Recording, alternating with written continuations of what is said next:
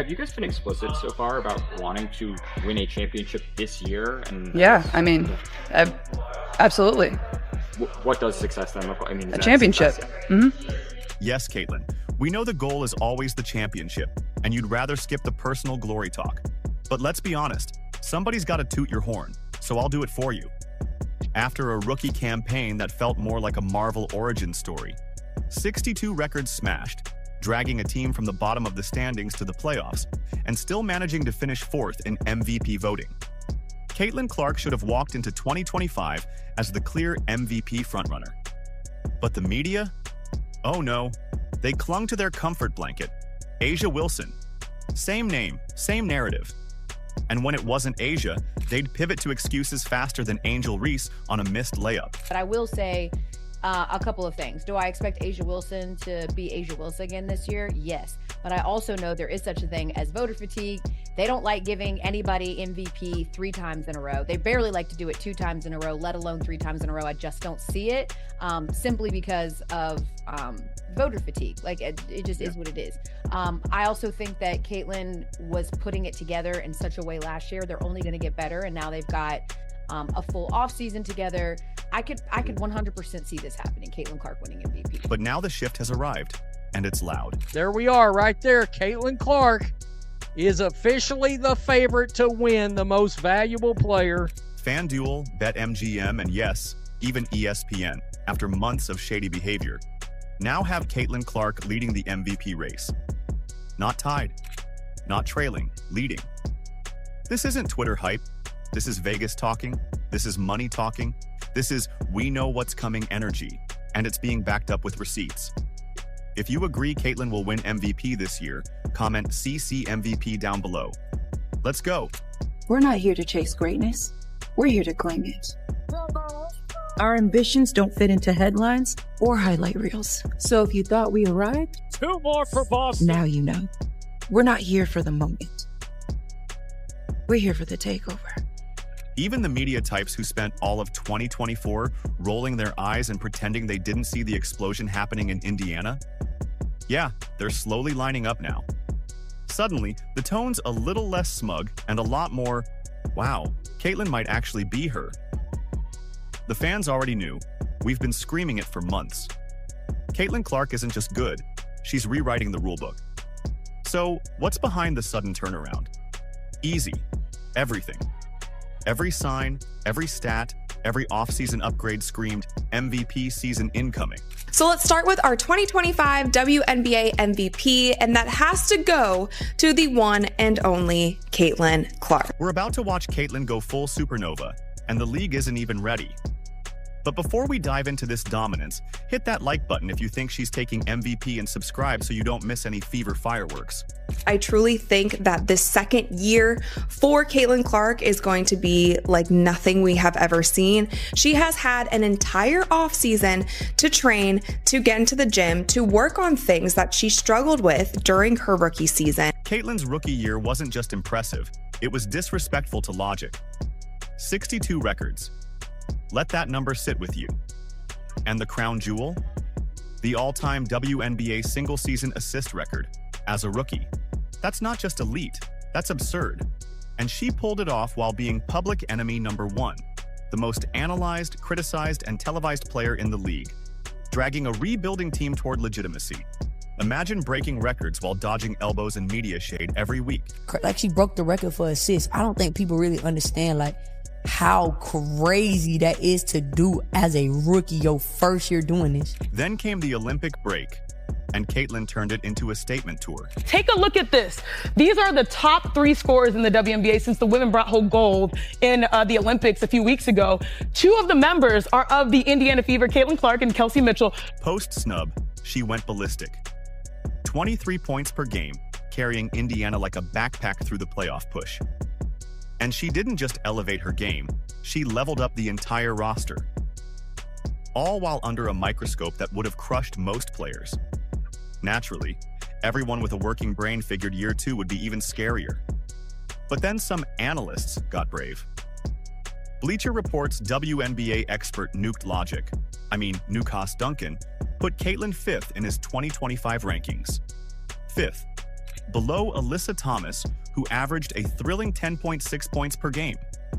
Yep, that's who he thought was more MVP worthy. Caitlin Clark at 5 is crazy to me, and it's crazy to me just off the rip because if we look at the MVP voting from last season, she was number 4 in MVP voting. It was Asia, Nafisa, Brianna, and then Caitlin. Why? Because apparently ranking Caitlin higher just felt like too much. The same tired "she hasn't won a ring yet" argument. Sound familiar? That's the exact logic ESPN used when they said she wasn't a top 5 college player of all time, even though she literally broke the all-time scoring record, carried the sport into the mainstream, and pulled more viewers than the men's championship game. But sure, not top 5. Here's the thing. Love Caitlin. Love how she's transcended the game. I'm not going to go away from that. But in the open, we said, what makes a top 5 player?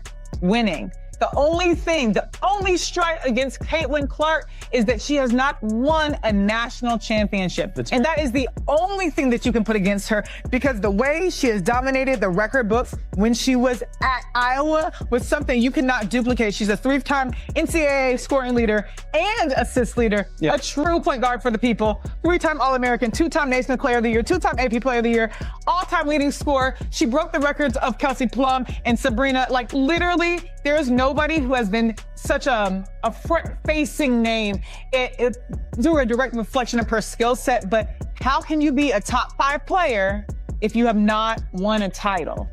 It's a great point, which is why I agree with you. It's been the same story. People just refusing to give Caitlin her flowers. Until now. The very same ESPN that once left her off the GOAT list now has her ahead of Asia Wilson and Nafisa Collier in the MVP race. And let's be real, it's a 3-horse race. After Brianna Stewart, the odds take a nosedive. The rest are just there for decoration. So what changed?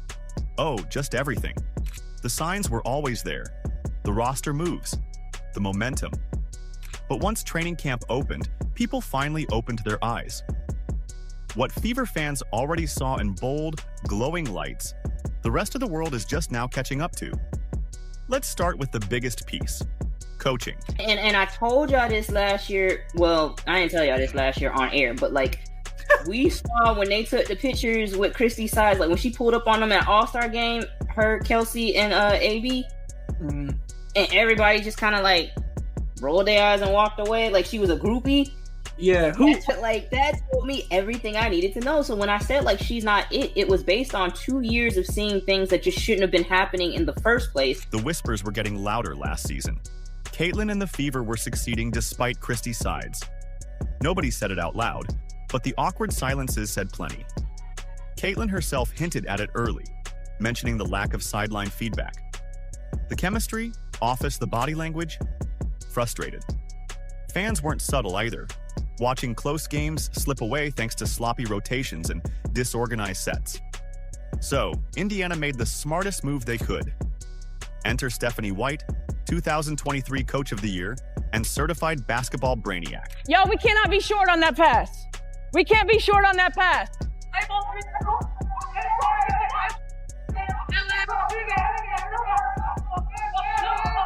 One advantage that we have is that we're longish, right? So now we got to use our length. So don't make yourself small.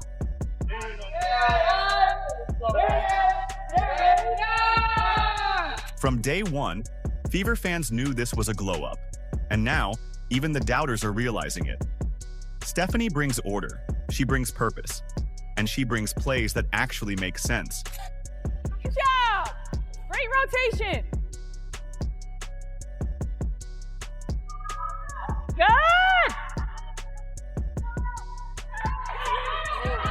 Good! Right? So you gotta listen.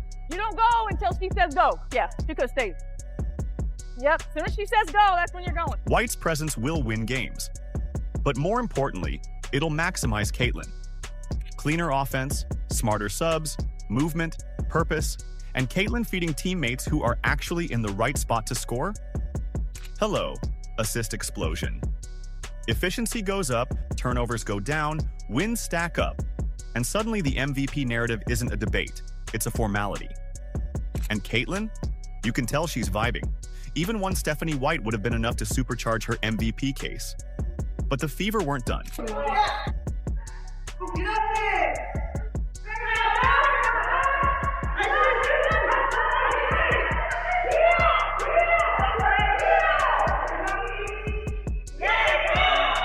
They went all in. Indiana's front office basically watched the Avengers and said, yeah, let's do that. Natasha Howard and Sydney Colson, proven winners, championship DNA. Players who know the grind and don't crumble when the lights get too bright. Then they added Brianna Turner, a walking defensive anchor. And Sophie Cunningham, a certified menace. The kind of player who's chirping in your ear while draining threes in your face. Every good team needs one, and Indiana got a gem. Oh my God, Sophie's a dog. She just is, she's a competitor. She's versatile, so she allows us to do different things. Like, she plays with such a toughness. She's huge, and she's going to be for us all season long. But what she brings from an energy standpoint, she raises the level of play of everybody around her as soon as she steps foot on the floor. Hell, even on the sideline. I mean, her communication, everything. She's definitely an X factor. And the vibe queen herself, DeWanna Bonner. Let's just say DeWanna's already become the emotional GPS of the team. Players speak about her with reverence. She's not just respected, she's trusted. A two-time champ, she brings the steady hand this rocket ship needs. Whether it's calming nerves or tightening focus, she's the steady heartbeat behind the flash. I guess to that point, how does this kind of compare to what you are used to? Oh man, yeah, totally different atmosphere. The support here has been just phenomenal. I really can't go anywhere. I've been here like a week and a half, and everywhere I go, it's just like, we're excited for the season. Thank you for being here. So it's been really, really refreshing, and I'm just happy to be here. But it's not just about stacking resumes. It's about chemistry. And according to Seattle's Lexi Brown,